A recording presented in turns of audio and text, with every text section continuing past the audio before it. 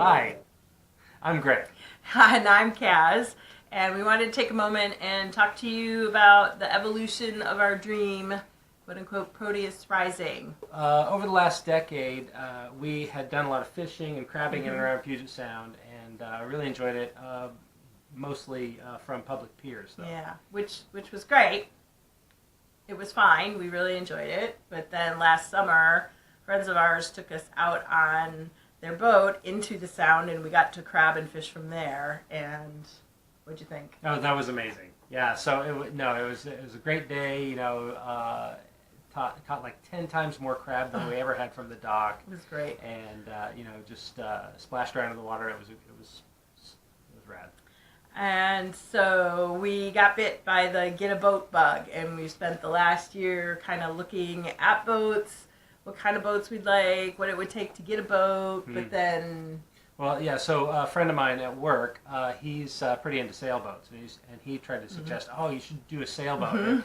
And at first I was like, no, power boats are so much cooler. Yeah, and I grew up on the Great Lakes. All of my boating experiences in motorized vessels, from everything from little tiny Chris Crafts and pontoons to some motorized yachts. And in the Great Lakes area, from my experience, I'm not going to make a generalization, but from my experience, all of the motorboat people kind of poo-pooed and disparaged anybody who was on a sailboat on the lakes. Then there's people that when you talk about getting a boat, they're like, oh, boats are so much work, and they cost so much money. And it's a money pit, and all you'll do is work on your boat, and you'll never actually get out on the water on your boat.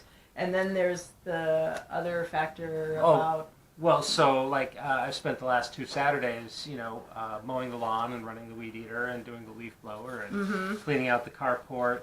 And while he's outside doing that, I'm inside doing all the internal maintenance of the house, scrubbing floors and toilets and doing laundry and cleaning every little nook and cranny and walking the dogs and cooking the meals. And before you know it, that one day off from our work week is gone, and we haven't enjoyed anything but a little bit of deep couch sitting and an adult beverage. Right, and that's on top of all our 9-to-5 job and parenting, taking care of the chickens and the ducks. Which we should explain to everybody who doesn't know, we have a little pocket micro farm here. Our entire front property is nothing but growing vegetables, and we have blueberry bushes and fruit trees, and then we also have chickens and ducks for the eggs and for the meat. That's sort of our daily kind of grind, if you will, right? And then we realized recently that we're on the verge of becoming empty nesters. Yeah, we have 5 kids between the two of us, ages 31 to 16. Yeah, so we're sort of looking at that, what's going to be the next chapter in our lives, and we want to travel. Yes, very important to us.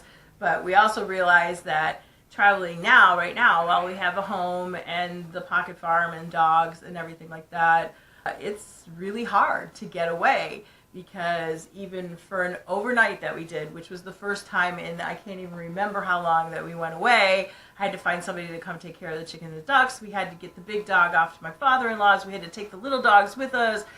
And there was all these things that had to be done just to go away for basically an overnight. It's ridiculous. Yeah. So then you think, okay, well, how can I travel and still have a home? How do you do that? Right. Well, so if what we really want to do is get serious about travel, then either way, maintaining the home at the same time that we travel is going to be too much work. Right. That will be too much work. If you can take your home with you, like my mom did, she spent many years as a constant traveler. It actually said constant traveler on her driver's license, which I thought was cool. It was pretty cool. A continuous traveler, right? Yeah. Right, something like, I don't know.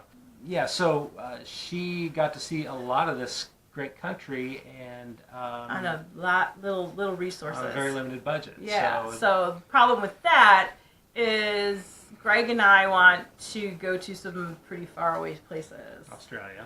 And Scotland. Hawaii. And the Mediterranean, and on and on and on. But so how do you do that? Then we start looking at, okay, well, if we were going to go on a boat, the type of vessel, if it was a motorboat, the size that it would have to be, and the amount of fuel you'd have to pay for to cross the oceans is totally infeasible. It's crazy. So then we're right back to... We're right back to sailboats. Thank you, John. So we started reading, and I started with this one, Sailing on a Budget by Ann M. Johnson. And it's full of tons of money-wise tips and deals on boat purchases, rentals, dockage, destinations, and more. And that led me to my next book, which is Buy, Outfit, and Sail by Captain Fatty Goodlander.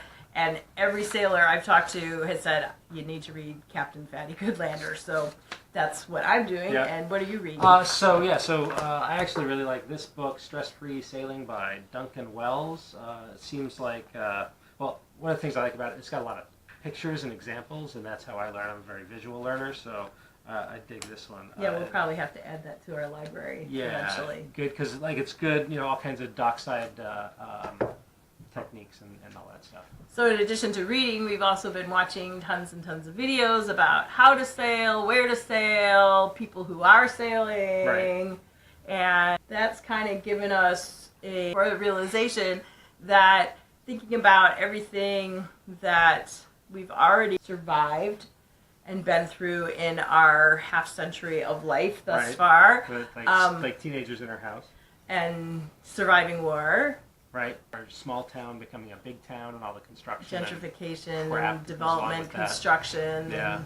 and even going as far back as growing up in Detroit, we've survived all of that, Right. at least for me. Yeah. Who So grew up in Seattle, so. right. So Anyhow, so yeah, we did that. So we can do this. We can do We this. can totally do this. Yeah. So the next step. 5-year plan. Right. We have to come up with the 5-year plan. Now, that's the largest time frame. Our youngest is 16, and he starts his senior year in high school and is most decidedly going to college afterwards.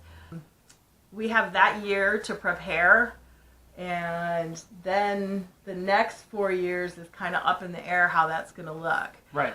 Well, you wanted to examine why we were Right, contemplating yes. this. So, right? yeah, so the 5-year plan, the broad theme is, buy a boat, live on it, and sail around the world. Well, why? Why do we want to do that? Right. How are we going to do it? And what are the reasonings behind it? Because that's just a process that I go through. Whenever I have to make a big life decision to kind of make sure, check in with myself and make sure that I'm not doing it for the wrong reasons to try and avoid making a big mistake. So we did that together. So, and one of the things we realized is we wanted to free ourselves. We talked a little bit about our daily grind, right? Oh, yeah. And it feels like change, like the corporate life and the earn more money so you can buy more things. Golden Go. handcuffs. You do that, but you really want to travel, Right. And so you have to free yourself from the 9 to 5 in order to travel.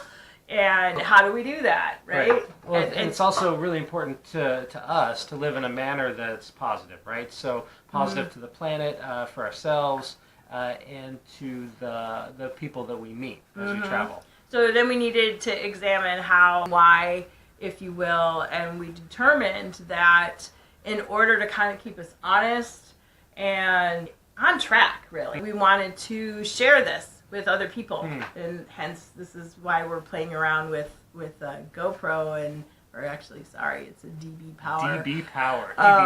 Yeah, and so not only are we going to have to learn to sail, we're going to have to learn how to communicate via different mediums. Yeah, and video editing and production and all of that. Right, because we understand as we discuss this that night, as we share it, we're going to be kind of making that positive impact that we want to, and hopefully inspiring other people to pursue their dreams and to go after their dreams. Like we constantly always tell the kids, dream fearlessly and live boldly. Right, so that's a reoccurring theme for us.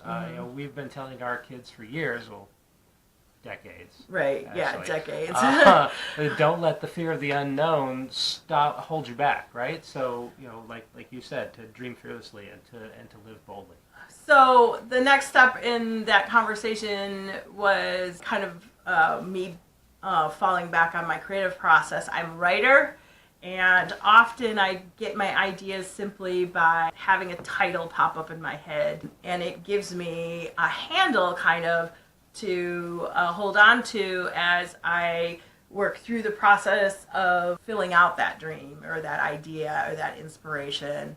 And so I needed a title for this adventure for us. So the 5-year plan is to package these things into stories. Right. Yeah, and sorry. sort of present them as I've got our notes and I still am forgetting. I'm sorry. episodic documentary films. Oh, yes, episodic documentary films. And yeah, because this adventure for us as we share it becomes stories. And stories need a title. And the creative process, broken brain that I have, I need the title first before I move forward. So the first thing we tried was, well, because we were both kind of techie, nerdy folk, right? So the first title that we thought was like, well, what about Reboot or Life Reboot? Which turned it into a big joke, Life Reboot. Because the one thing we hadn't really tried with our life yet was turning it off and on again. Yeah, haha. So when I need to be inspired, if I need to take that title and kind of draw from it some more, I very often turn to literature. And thinking about being in the ocean and sailing on the world made me think of William Wordsworth's poem, "The World is Too Much With Us." And if you will allow me the moment to read it, so you have the foundation of the words that kind of then inspired us. The world is too much with us, late and soon, getting and spending, we lay waste our powers. Little we see in nature that is ours. We have given our hearts away, a sordid boon. This sea that bears her bosom to the moon, the winds that will be howling at all hours, and are upgathered now like sleeping flowers. For this, for everything, we are out of tune. It moves us not. Great God, I'd rather be a pagan suckled in a creed outworn, so I might, standing on this pleasant lea, have glimpses that would make me less forlorn. Have sight of Proteus rising from the sea, or hear old Triton blow his wreathed horn. Not the train track, but Triton. Oh, I know, maybe that was Triton. Was that maybe Triton? Yeah, so, and he wrote that in 1807, already talking about people getting too caught up in the day-to-day scurry lifestyle, and having their gifts be, basically squandered. Right. You had said the words, this pull to want to leave the land and go to the sea felt like Triton's call. The fact that we were both feeling kind of out of sync, and just like Wordsworth wrote, we're not in sync with the nature or in this world. We live upon it, but we're not a part of it.